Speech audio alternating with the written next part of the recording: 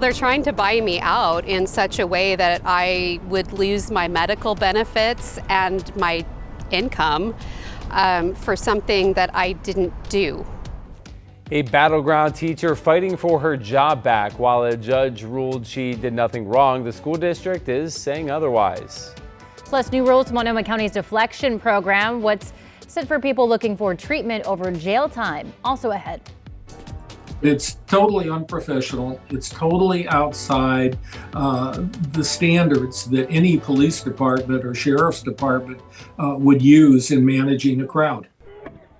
That's what one expert is saying about federal agents' recent use of tear gas, what our KGW investigation is also finding as a federal hearing gets underway.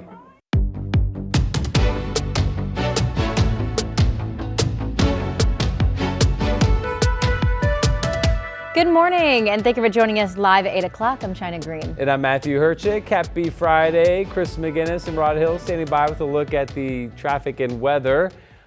Beautiful shot there behind you, Rod. Any exciting plans for your nice warm weekend, Rod? Well, Sunday, remember, you know what Sunday is? Do you remember this, Matthew? It's your wife's birthday. Yes, that's my wife's Happy birthday, Grayson. I was just making sure you remembered. I got to check off all the boxes. There's a whole list of things you're supposed to do as a husband when your wife has a birthday. I'm going to get to it. Here's our Timberline Lodge camera. We have sunshine over the mountain. There's Jefferson. There are the Three Sisters. We're at 33 degrees, about the same temp up top as it is down low, actually. That is Salem, not seeing our state capital, and it's frosty out this morning. 33 is the current number. But like yesterday, there's fog in Salem. There's fog this morning out on the west side, but nothing coming into the city as we take that congested look at I-5 that Chris was just talking about. 35 is the temperature outside. We'll be 47 at noon, 52 at 5 o'clock. I have it skiing up to about 55. By the way, it could be cloudy more of the weekend than not. That's a forecast change, so enjoy today's sunshine. Here's Chris. Rod, thank you for that. Looks good out there for now. We are picking it up in Marion County. So PGE, first off, reporting several hundred, maybe upwards of 2,000 customers without power through the heart of Marion County, and the Jervis School District on a 2-hour delay because of those power outages this morning. We do have some fog on the west side. That's Highway 26 out near Cedar Hills Boulevard. Meanwhile, a little farther west, you've got sun glare. So we've got a lot of interesting stuff out there from that perspective. We'll zoom down on one delay here. We had an earlier crash eastbound I-84 out near Lloyd Center. Looks like that has cleared. But you can see that the drive coming off of I-5 and then onto eastbound 84, and for that matter, southbound I-5 to eastbound 84, also running a little thick at last check. 25 minutes right now gets you in from Hillsborough. 21 minutes, the westbound drive on I-84 from Troutdale. Guys, back to you. Thank you, Chris. It has been a nightmare. First on Sunrise, a judge has ruled that a battleground teacher should be reinstated after a student claimed that she called the late Charlie Kirk a Nazi. The teacher has been paid on paid administrative leave for close to 6 months now. Sunrise reporter Thomas Schultz joins us in the newsroom. Thomas, what is the teacher saying now? Guys, Amanda Gonzalez says she never actually called Charlie Kirk a Nazi. The student who accused her later recanted their statement, according to the teachers union. Our Catherine Cook caught up with Gonzalez last night. What did you say that day? I told the student in the hallway thoughts and prayers for his family. That was it. Did you say it in a sarcastic tone? No, I was in hallway duty. I was waiting for a class to come in. Gonzalez fought for reinstatement backed by her fellow teachers. She got an appeals hearing, and on January 23rd, a judge ruled the district should reinstate her. The judge noted she couldn't find statements made by witnesses that are entirely credible, nor could she find that Gonzalez's response to those statements was dishonest. But that all happened more than a month ago. Gonzalez says the only thing the district has offered her is a resignation package with temporary benefits. Well, they're trying to buy me out in such a way that I would lose my medical benefits and my income for something that I didn't do. I didn't do anything wrong. In a statement to KGW, the district referenced multiple complaints alleging that Gonzalez made polarizing statements at school, including a negative comment about Charlie Kirk. They said their investigation determined Gonzalez violated district policies, including staff expression and civility in the workplace, ultimately writing, quote, "The hearing officer disagreed that the conduct as perceived and witnessed by students justified discharge and reinstated Ms. Gonzalez." When asked why they still hadn't given her job back, a spokesperson said they were unable to provide further information. Though a union representative says Gonzalez doesn't want a settlement here, she just wants her job. China. Thank you, Thomas. Vancouver police arrested the man they say rammed a rideshare car multiple times as his wife was a passenger inside. It was all caught on camera back in November. Last night, officers were called to check on a suspicious situation near West 35th and Kaufman Avenue. That's where they found a man named K. Lodge lying on the ground. After a health check, he went to jail on multiple charges, including assault and hit and run. And new this morning, 3 Gresham teenagers have been arrested on attempted murder charges for a shooting in Northeast Portland and leading police on a chase. Around 11 p.m. Wednesday, police chased a car from Northeast Rocky Butte Road. The driver ran red lights before officers stopped it at 148 at Halsey using a pit maneuver. A 17-year-old driver, 16-year-old passenger with a warrant, and 18-year-old D'Angelo Smartlewitt were arrested. Police seized 3 handguns. No victims were found at the scene of the shooting, but one man took himself to the hospital with non-life-threatening injuries. Now to new developments in Multnomah County's deflection program, which offers treatment over jail time for people caught using drugs. Now, county commissioners just approved a new set of standards they hope will get more people to follow through with the program. Now, the new rules require people to engage in services for at least 90 days. Before, it was just 30 days. Now, the county will also provide transportation to deflection services, and they'll prioritize getting people into emergency shelters or recovery housing if they're going through the program. In Oregon, health officials are warning of another measles exposure, this time in Clackamas County. The Oregon Health Authority says people may have been exposed to measles if they were in the emergency department waiting room at Providence Willamette Falls Medical Center in Oregon City on Wednesday. Now, the time of the exposure was between 10 p.m. and just after midnight. OHA says you should contact your doctor if you think you were exposed. Oregon is set to be the first state in the nation to eliminate out-of-pocket costs for follow-up testing after abnormal cervical cancer screening. The bill passed both chambers and is now on the governor's desk. Representative Vanessa Hartman has publicly shared about her cervical cancer diagnosis last year. She says that cervical cancer is preventable and that, quote, prevention only works when people have access to every step of care and not just the first test. Screening without affordable follow-up is not prevention. It's a false sense of security. A local nonprofit is expanding mental health care options for the Latino community in Portland. Yesterday, Latino Network held a grand opening for its new mental health care center. It's inside the Center for Social Justice building in downtown Portland. The nonprofit says until now they didn't have a culturally specific mental health service in the city. There's a lot of work that needs to be done in addressing culture taboos, the stigma behind receiving mental health services, and it's a really needed thing in our community right now. And having it culturally specific creates a space for our families to feel welcome, to feel seen. As of right now, the service is only available to Latino Network participants, but they hope to expand their offerings soon.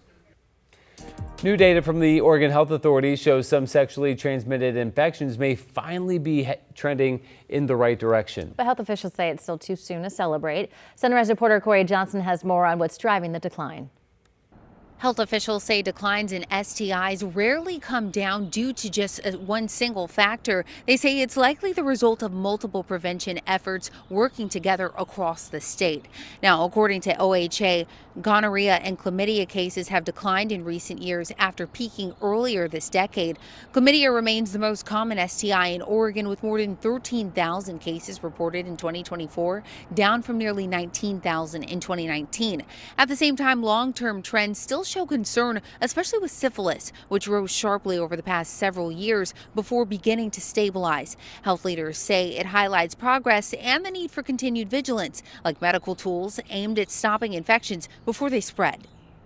We suspect that sustained prevention efforts from local public health, increased clinical engagement from providers across the state, and possibly changes in testing patterns are likely contributors to these declines. OHA officials tell me they're going to continue monitoring this data to determine whether the decline that they are seeing is sustained or not. And they also stress that testing, early treatment, and prevention efforts are still critical in reversing long-term trends when it comes to STIs. Back to you. Well, it is 8:09, and we are taking a look at the Dows. Is that what they said? Dows? Dallas? I do believe, yes, that is the Dallas. That pretty little mountain out there. It is a pretty little mountain out there. Very blue skies. Yeah, Oh my gorgeous. goodness. So that shows you it's absolutely clear from Wasco County, the East Gorge, looking back to the west at Mount Hood. There's not much wind out in the gorge this morning either. It's like going to be another day of westerlies 5 to 15. So really beautiful weather out there for you folks, including Stevenson and Hood River. Now let's go to the north coast. This is the one spot that's just reporting cloud cover. Here's the Astoria column camera looking down at the Astoria-Meckler Bridge. 32 degrees is the temperature. You get into Portland and Vancouver, pretty much fog-free this morning, like yesterday. Here's the Vancouver, the Springs of the Waterfront camera, it's 34. We do have fog out on the west side in the low spots and then also down into Salem. So here's up on the hill, the Chehalem Tasting Room in Sherwood. That's beautiful. You can see there's definitely pretty good frost layer on the ground there. 31 is the temperature. All right, temperatures out the door. No concerns except for we have the fog out on the west side and low spots and then also down around Salem. Winds are light. 37 in West Salina is actually one of the warmer spots being reported right now, along with Silverton where it's 40. It's 30 out in McMinnville. Our forecast, like yesterday, if you have fog, you're expected to clear out of it. And 50 statewide from the coast all the way to Idaho. There will be a few spots that have a chance to get up to 60 degrees. Notice at 3 o'clock that shows Bend and Madras at 59 each and shows Pendleton and LeGrand at 58. So really nice final Friday of February. All right, 7-day forecast. There are some changes. Today, 55, sunshine, pretty much like yesterday. It now looks like the odds are good that we will cloud up during the day tomorrow, be cloudy Saturday night, and then see decreasing clouds during the day on Sunday. And there's at least the chance, especially as you drop south of Portland, for some traceable showers at some point later in the day, Saturday, into the night, into Sunday morning. Overall, the weekend still looks really good, but it's not going to be the bright weekend that we've had on the 7-day much of this week. We will be back to the sunny skies on Monday. We could hit 60 on Tuesday, if not Monday. And then rain showers are back Tuesday night into Wednesday of next week. Here's Chris. Hey, Rod, thanks for that. Got a couple of unusual slow spots on the freeway. First off, I wanted to point this out. This is out near Providence Medical Center on eastbound I-84. The eastbound drive running slow because of an earlier crash out near 82nd Avenue. The crash is clear. Obviously, the backup remains. That should flush out pretty quickly as we go through the next 10, 15 minutes. Over the west side, check out the fog right now. This is out near Cedar Hills Boulevard on Highway 26. We'll zoom in. Lighter than usual volume here, probably helping to make sure the commute's not too bad. But man, that's pretty foggy right now as you get over to the west side. The inbound drive on the Sunset, 26 minutes on Highway 26 to get you in from Hillsborough. The trip across the Columbia, not bad on I-5 or I-205. A reminder, in Marion County, PGE dealing with upwards of 2,100 reports of power outages, and one of those, the Jervis School District, delaying for 2 hours today because of those power outages. China, back to you. Thank you, Chris. Coming up on Sunrise, a convicted serial stowaway does it again as she gets past airport security and makes it onto a plane, this time after the break.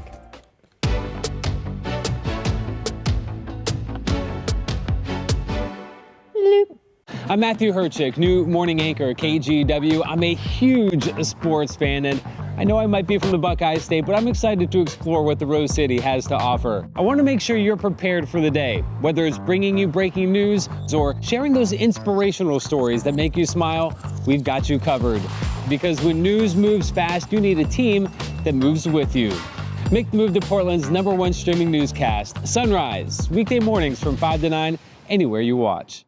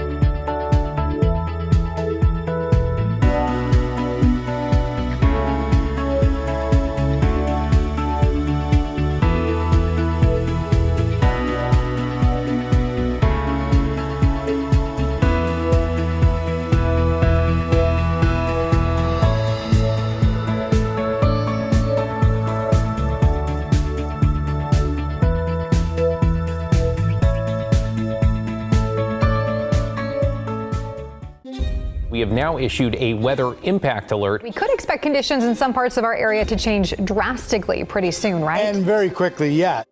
This is significant rainfall coming our way. You'll definitely want to be extra cautious. Certainly becoming increasingly hazardous. We've got the potential for some tree limbs or even trees or power lines to come down. Of course, when you hear thunder, it's always best to take cover. On Weather Impact Alert Days, stream extended coverage on KGW+. A woman who made global headlines for sneaking onto an international flight 2 years ago has done it again. Investigators now trying to figure out how this repeat offender got on board without a boarding pass. Here's NBC's Tom Costello. This is the video that aviation sources say shows Svetlana Dali in a black coat slipping past a United Airlines gate agent at Newark and onto a flight to Milan, Italy, after first getting past a TSA checkpoint with no ID or boarding pass. Watch again as she seems to jump past another passenger and the gate agent. This photo shows her on board over the Atlantic, and she's done it before. Asylum against United States. In 2024, she was a stowaway on a Delta flight to Paris after slipping past the TSA ID check and the Delta gate agents. A Russian national with U.S. residency, flight attendants discovered her then hiding in a lavatory. French police arrested her and returned her to New York. Then you got there, you don't have a ticket, and then what did you do next? Dolly said she simply got in line, passed the checkpoint, and was never asked for ID. She was convicted and sentenced to time served. Security pros say it raises serious concerns. If she was able to get through, that demonstrates a gap in the system that could easily be exploited by somebody with bad intent. Sources tell NBC New York that on the flight to Italy, Dolly pretended she couldn't speak or hear. Once in Milan, a source familiar with the matter says she asked for asylum but does not appear to be in custody. What? I think getting past the security without an ID is more surprising than getting past the ticketing agent. Yes. To get on the plane. Well, I missed that part of it. Yeah. They said she went through the checkpoint. Yeah, without no ID, no passport, no. Because we talked earlier that, and I don't know when this started, it's been quite some time ago now, at least at PDX. You used to have to show your ticket and your ID at TSA. I think it varies by airport. And now in Portland, you don't have to show the ticket anymore. They're like, get that out of my face. Yeah. They just want to see your ID. Yeah, I don't know. Now and then I do still have to scan it, but yeah, I don't not know as much. if they scan it and the visual, then they have some sort of thing that confirms you have it. I don't know, but interesting. This lady. Interesting. Ambitious. I'll give her that. Yeah. Very true. And apparently she likes to travel. I'll give her that. Yeah. All right. Here's our satellite picture. I want to get you in the weekend because there are changes significantly that we've been kind of touting this beautiful sunny weekend, and it looks like it might end up being more cloudy than sunny. Split flow, the flow that we're watching is the cloudiness down to the south. Now for today, if you have clouds, you'll lose it, and then we'll just go on to be mostly sunny. There are clouds up around Astoria right now. It's expected to break up to at least be partly cloudy for you folks also down in the seaside. So here's later today, beautiful weather. This is Friday, 6 p.m. Look at the clouds come up from the south. This is tomorrow morning at 8 o'clock. Rain into Medford. The green is rain and the yellow. Here's Saturday afternoon at 4 o'clock. So this paints a picture that, I looked at 4 models. 2 of them show this is kind of thin cloudiness for partly sunny skies. The other 2 show, no, this is just overcast. And it's the 2 that I trust the most that are showing, no, this is just overcast. So if that's the case, it's a cloudy Saturday with rain into Bend and even rain up, probably not into Salem, but certainly up into Eugene, a chance of some rain showers anyway. It would be light totals if you get something. And then here is Sunday morning, opens up some breaks in the cloud cover, but overall, the cloudiness, it thins out for partly sunny skies, but it keeps a rain chance down around Eugene and over in the Bend and certainly down in Medford. So clear skies up into Seattle. I think overall, you've made all these outdoor plans for the weekend. You're still in good shape. Just don't be shocked if there's a trace of moisture at some point, and don't be surprised if it turns out to be more cloudy than sunny. Here's a look at the Providence Park camera. This was beautifully sunny. Now we've got fog that's rolled in. Kind of late in the morning. You do get this, but it's kind of late in the morning to start seeing new fog areas roll in. 36 is the temperature of Providence Park. Here is downtown looking off to the east, and that is still a blue sky looking from the Wells Fargo building. 35 is the temperature there. Astoria, I mentioned, is overcast and 43, but it's fairly clear out through the gorge. The Dow's 41, and out east it's mainly clear as well with freezing temperatures. There is what the Weather Service is referring to as a moderate sneaker wave threat at the beaches today and tomorrow. Otherwise, nice weather. Newport 57, a sunny morning. You'll be sunny throughout the day. Salem 56, getting sun after the fog clears. I've got Portland 55, pretty much sunny throughout the day. Clouding up tomorrow, maybe some sprinkles or traces of moisture, mainly overnight into early Sunday. Then Sunday looking at decreasing clouds. Back to Monday looking sunny, nearing 60. 60 on Tuesday, rain showers Tuesday night into Wednesday. Here is Chris McGinnis. March coming in like a lamb. All right, let's get you out the door. There's the fog on the west side. There's Highway 26 out near Murray Boulevard. Looks like it's pretty thick between Murray and Cedar Hills. We'll take you there. Despite that, the Friday morning commute volume is usually a little lighter than Monday through Thursday, so it's not having a huge impact on the drive time, but obviously it's a little slow over there. We'll switch gears, show you the drive time coming in from Hillsborough. Not bad, 24 minutes right now from Hillsborough to downtown. A reminder again, PGE dealing with power outages through the heart of Marion County, specifically between Jervis and Wakanda. I hope I said that right. The Jervis School District on a 2-hour delay because of those power outages. Matthew, back to you. Chris, thank you. Well, next week, a 3-day federal hearing begins to determine whether to restrict federal officers' use of munitions like tear gas. After the break, our investigative team takes a deep dive into their use outside Portland's ICE facility. Hi, I'm Christine Padawanich. I'm a journalist at KGW, and I love exploring Portland's amazing food scene. New spot? I'm there. So I don't just report about our community, I belong to it. What happens here affects us all, and that's why we care so deeply about getting it right. And when local journalism is done right, it doesn't sit still, it moves. It moves you to act, to vote, to volunteer, to speak up, or to lend a hand. It moves your mind by challenging assumptions and offering new perspectives. It moves you forward by giving you the information to make decisions and thrive where you live. And yes, it moves your heart through the good stuff that stays with you wherever you are. And at KGW, we're here for all of it. These are the stories that move Portland.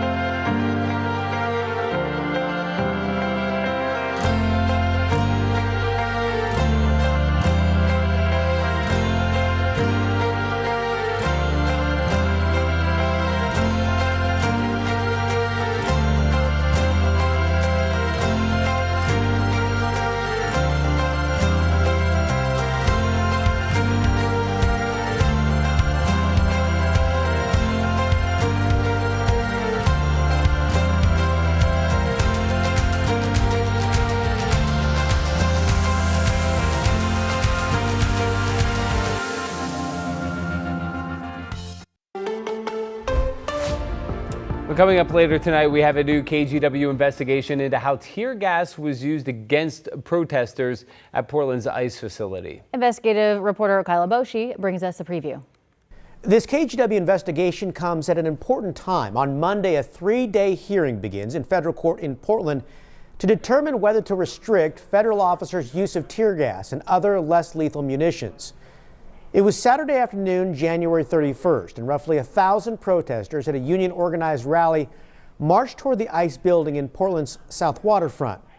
The crowd chanted. Most stayed on the street. A few crossed ICE's property line. At 4:32, the front gate opened, and federal officers in tactical gear pushed toward the crowd. The protesters retreated. 5 seconds later, officers fired less lethal. Agents tossed smoke and chemical irritants into the crowd. Video showed federal agents shot one man at close range.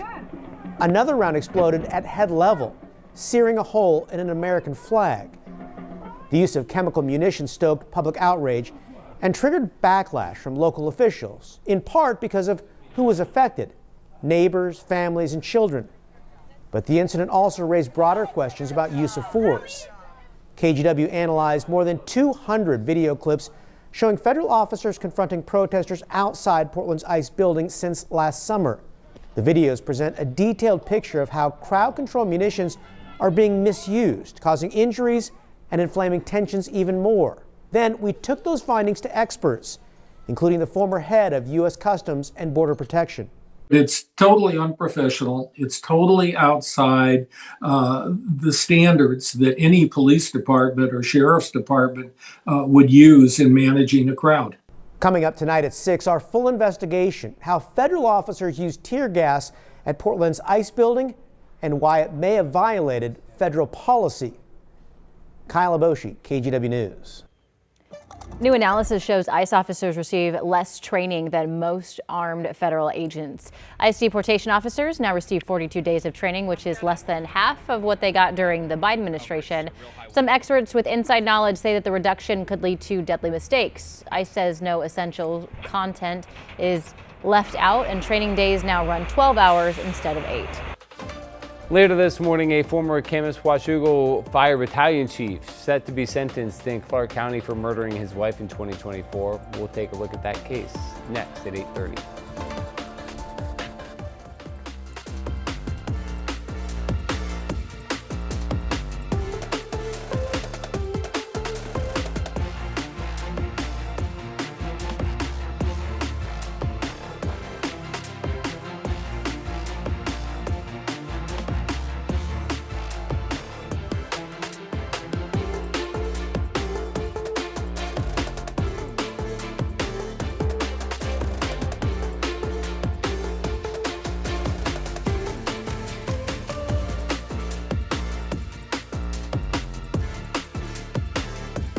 KGW Plus TV app, streaming 24/7. Local news from the team you trust. Track how the weather will impact your day. Breaking news live from the scene. All the local news you need. KGW Plus. Download on your TV and watch for free.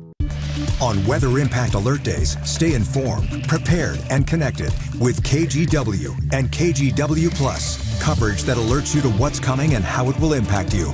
Watch extended weather coverage on KGW Plus.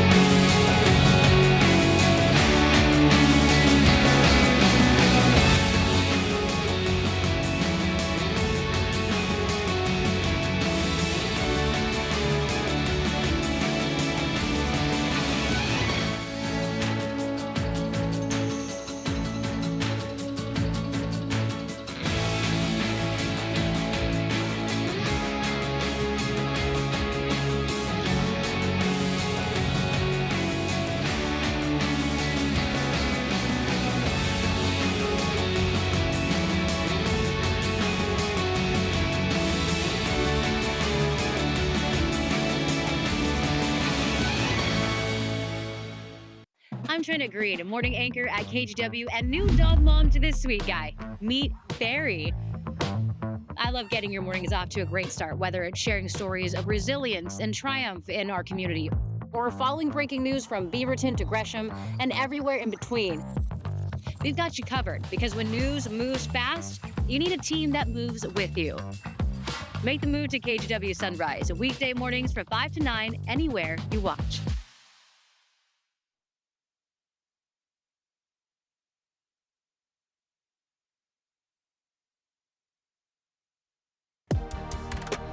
Good morning, I'm China Green. Oregon health officials are warning of another measles exposure, this time in Clackamas County. The Oregon Health Authority says that people may have been exposed to measles if they were in the emergency department waiting room at Providence Willamette Falls Medical Center in Oregon City between 10 p.m. and just after midnight on Wednesday. OHA says that you should contact your doctor if you think you've been exposed. Headed over to Rod Hill now for a look at weather. Well, one of the beautiful spots is right here in Lincoln City, the Chamber of Commerce. I'm sure saying thank you, Rod. Here we go. Beautiful shot from Schnuckwins Casino Resort. Going to be in the 50s today. Right now, 38. Also, Bluebird Day up on the mountain once again, if you're headed that direction.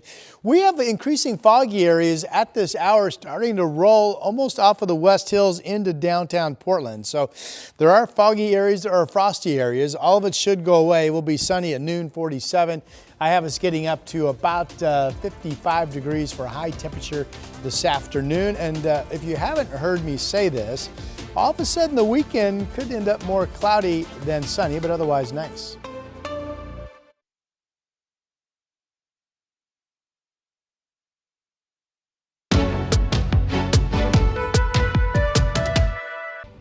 Good morning! Pokemon celebrating its 30th anniversary. The global phenomenon began with 2 Game Boy titles released in Japan, and it's now considered the world's highest grossing media franchise. Really? More than 75 billion Pokemon cards have been produced over the years and are traded in highly lucrative markets.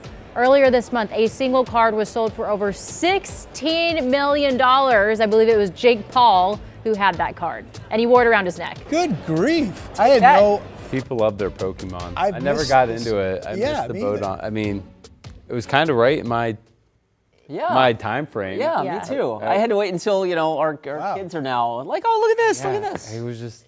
Take that, Mickey Mantle rookie card. Yeah, and I'm thinking I've got checkers. Now, some are red, some are black. Worth anything? No. Then you had like the whole Pokemon Go craze where Yeah. people like were going all over the city. It was weird. Too much. Yeah. Pikachu.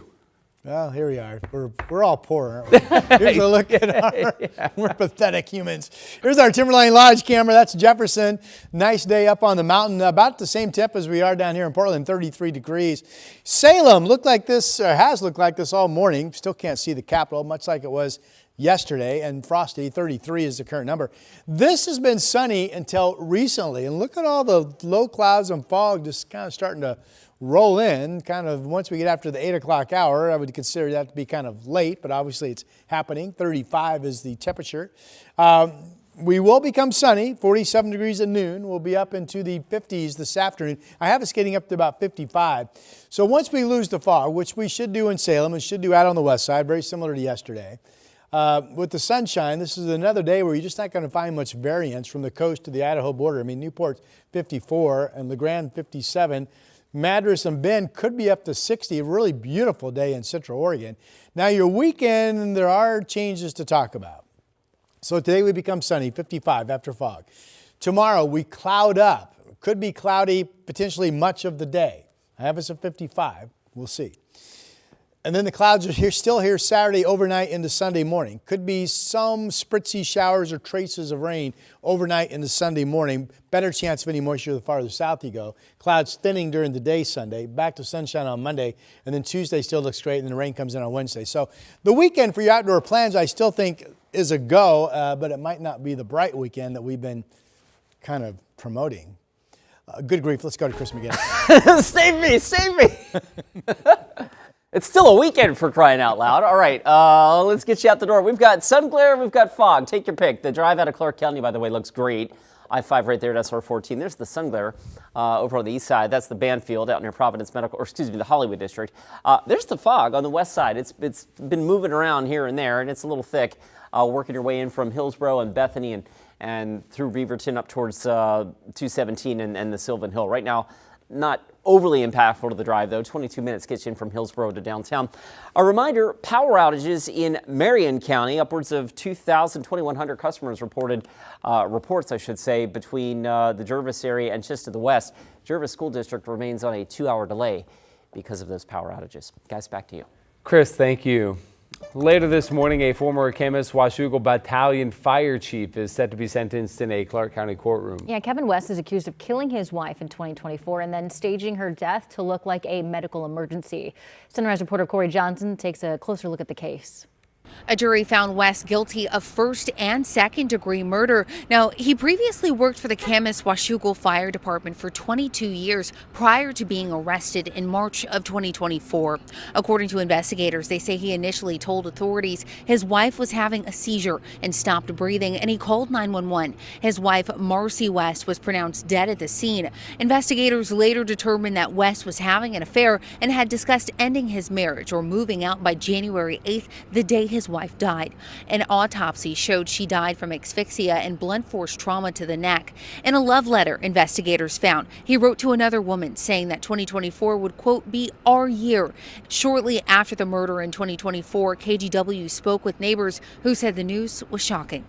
You're just kind of just in shock. Like, is it really happening? Is this really happening? Especially in, Washougal, our neighborhood. West is scheduled to be sentenced this morning at 10 a.m. in Clark County Superior Court. Back to you.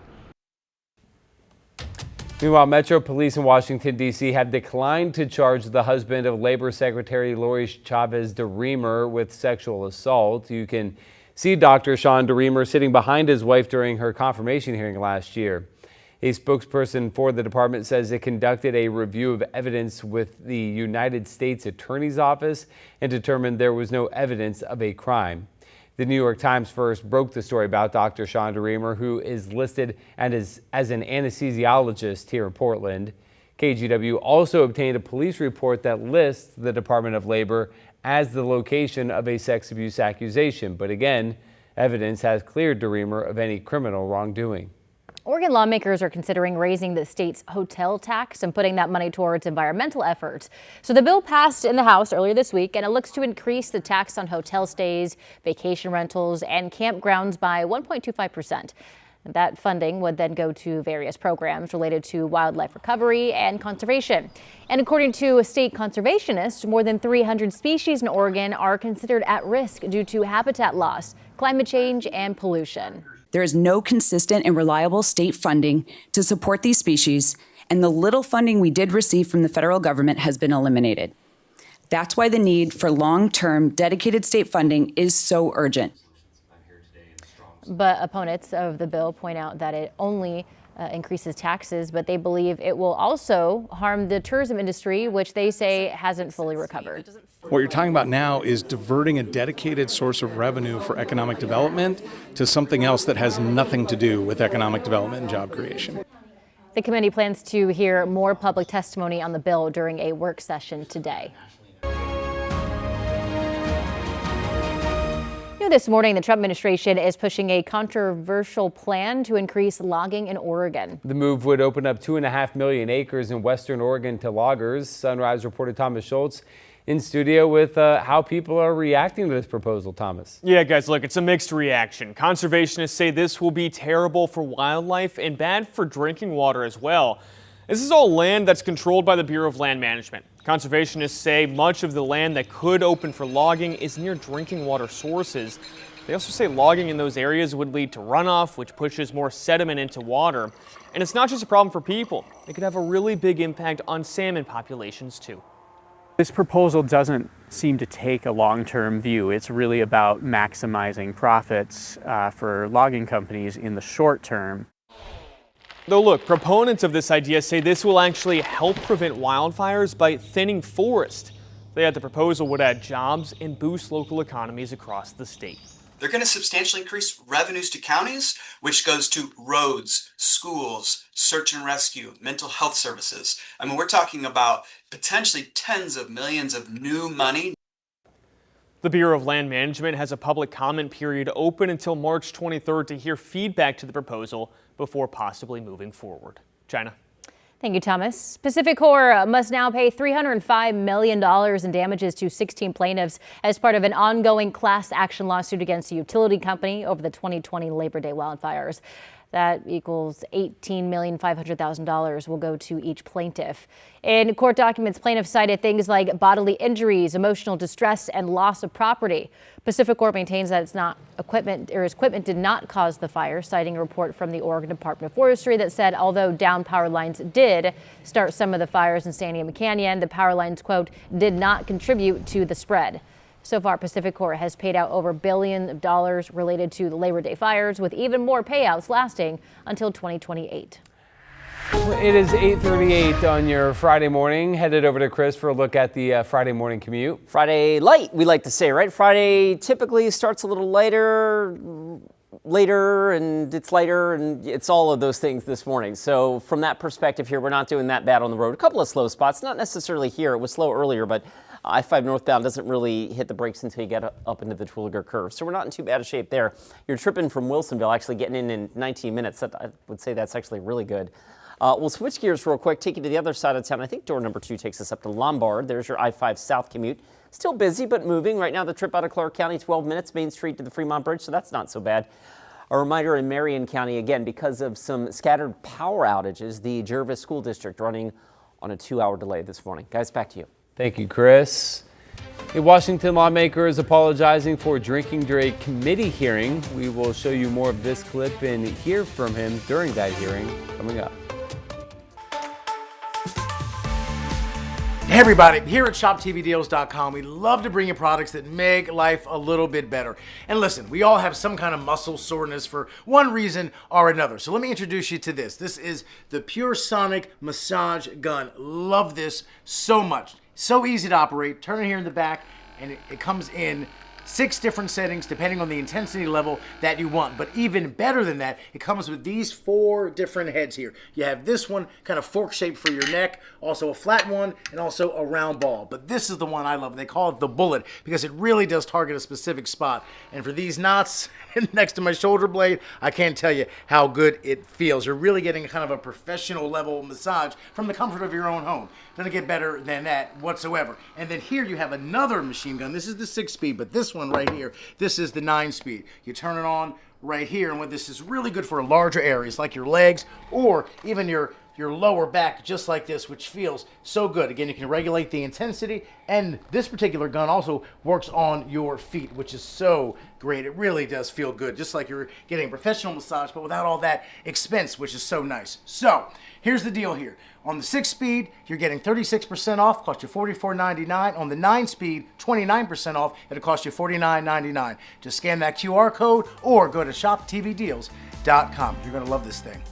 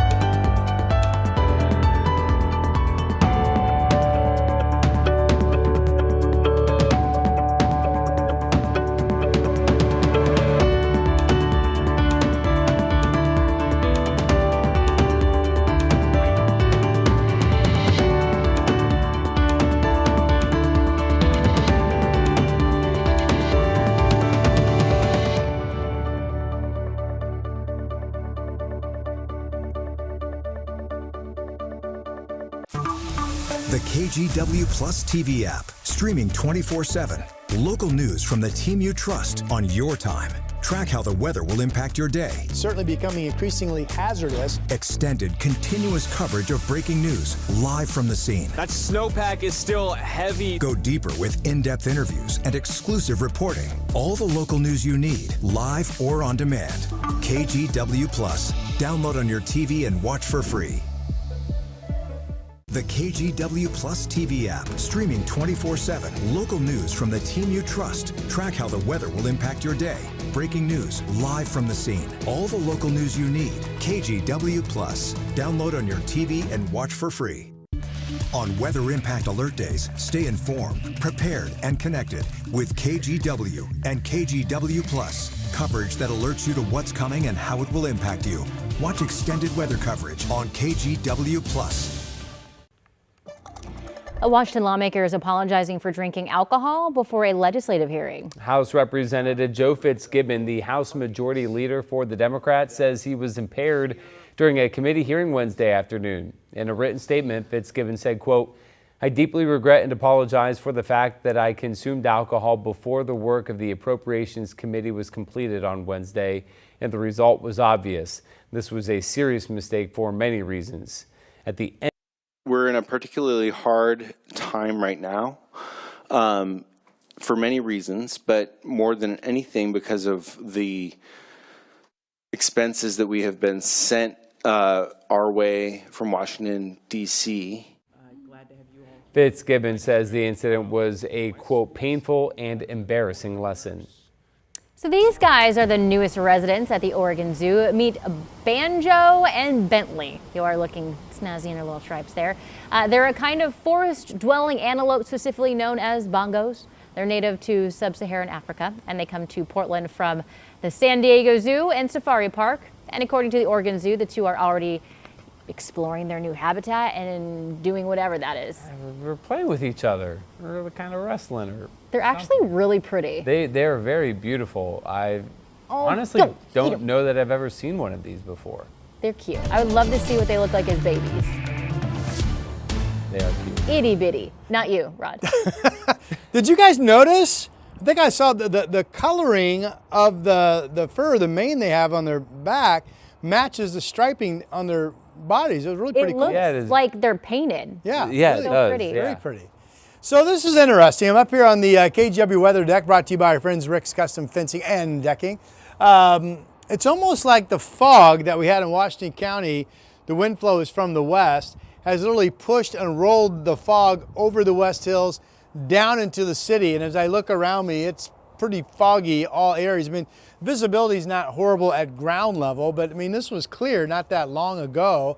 This is a forecast that calls for, if you have fog where you are, that for it to clear out like yesterday, we'll have sun and we'll warm up into the 50s. I want to look at the satellite picture and just jump into some changes we have for the weekend forecast. So today, after the chilly start and the fog and the frost, it's going to be a lot like yesterday. Really nice, as I mentioned. We're still in the split flow pattern. It turns out it's that low spinning on the clouds off the coast of California that will be the major player in our weekend forecast. Here's what I'm talking about. This is Futurecast. That shows mostly sunny skies later today going into the evening. Really nice tonight. But look at the clouds start to move up from the south. This is tomorrow morning at 8 o'clock. And then that cloud fetch continues to surge northward all the way up through Astoria, all the way up through Portland, Vancouver, Kelso, Longview. So if this turns out to be the winning model, we would have mostly a cloudy day Saturday with rain all the way up into Bend and shower potential working at least up toward the Albany area. And then overnight the clouds continue. And then even into tomorrow morning, there could be some traceable amounts of shower activity all the way up into Portland. Then during the day on Sunday, the clouds would thin out over the North Valley a little bit, but we would still keep clouds and ongoing shower chances in Central Oregon and also back into Eugene and probably dropping south of Salem, the shower chance during the day. So that is a significant different picture than what we have been kind of touting, if you will, so far this week. The weekend overall still looks to be nice for your outdoor plans in general, but it may be more of a cloudy weekend than a sunny one. All right, right now we have areas of fog, dense fog in front of our state capitol where it's 33. Portland seeing increasing fog into the city center, as I just mentioned, we're at 35. There is a moderate sneaker wave threat both today and tomorrow along the coast from our friends at the National Weather Service. Otherwise, sunshine is coming. We have some morning clouds up along the north coast expected to become at least partly cloudy for you folks up into the 50s. And then assuming we're going to lose the fog like we did yesterday and have a mostly sunny afternoon in much of the valley. This shows Salem up to 56 degrees. And here is your 7-day forecast for the weekend. 55 today with sun coming after the fog that's rolled into Portland late this morning. Well, late as in right now. And then clouding up tomorrow, decreasing clouds on Sunday. We still have our next rain chance coming in Tuesday into Wednesday of next week. And it is birthday time. It is birthday time. Oh my goodness, what happened? Here we go. Here we go. All right. Brian, do we not have the, okay, all right. Here's Hudson. 11 years old today. Happy birthday. You got the Rip City Blazer shirt on. Basketball fan, it looks like. And then also celebrating today is Maddie, who is 15. Happy birthday to you. Hope you have a really fun Friday. And Jaslyn is your 18th birthday today. Happy birthday. Make it special. And here's Grace. Oh yeah, we got to clap for Grace. Grace is 100 years old today. Happy birthday to you. Hope you have a wonderful day. That's our list. Send us your wishes and photos to birthdays@kgw.com and we will celebrate with you. Here's Chris. Seems like that fog is pretty fleeting, Rod. It comes and goes. This is the look from Capitol Highway looking up towards downtown. And you can see a little fog there off in the distance here itself, right near the Taylor's Ferry exit. We're zipping along just fine. We'll switch gears real quick. Door number 2 takes us up to Lombard. I-5 southbound traffic busy, but moving along okay. And one last check here of our traffic camera tour out on the east side. We've got sun glare, like literally the sun right in the driver's face on that eastbound I-84 commute. That said, no major freeway trouble over there. The Sunset right now taking folks about 18 minutes to get in from Hillsborough. So we're in really good shape for our Friday morning commute. We'll be right back. I'm David Molko, the evening anchor at KGW. Though when I'm not working, I like to spend as much time as possible out here in nature. So I don't just report about our community, I belong to it. You see, what happens here affects us all, and that's why we care so deeply about getting it right. And when local journalism is done right, it doesn't sit still, it moves. It moves you to act, to vote, to volunteer, to talk about it, to speak up, or to lend a hand. It moves your mind by challenging assumptions and offering new perspectives. It moves you forward by giving you the information to make decisions and thrive where you live. And yes, it moves your heart through the kind of human storytelling that stays with you wherever you are. And at KGW, we're here for all of it. These are the stories that move Portland.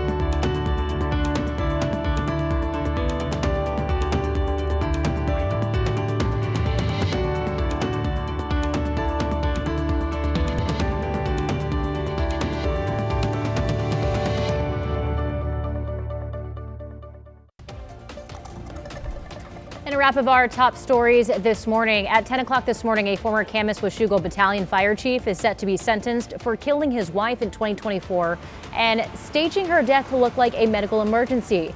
Investigators say Kevin West initially told authorities his wife, Marcy, was having a seizure, stopped breathing, and then later determined that he was having an affair and had discussed ending his marriage or moving out by the day, January 8th, which is when Marcy died. An autopsy showed that she died from asphyxia and blunt force trauma to the neck.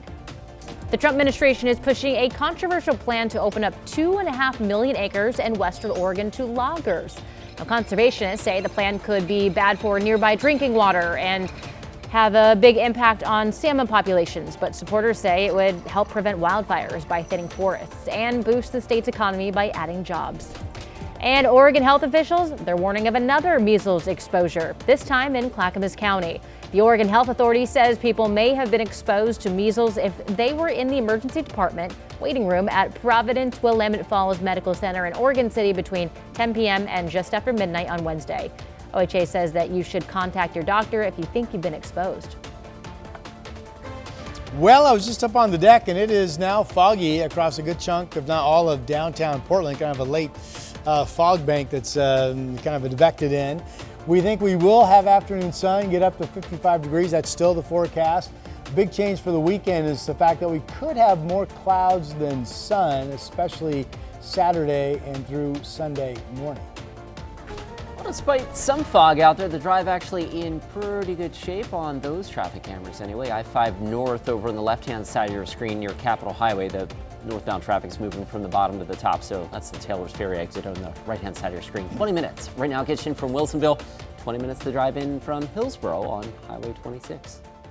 And before we go, here's the look back at some of our favorite moments from the week.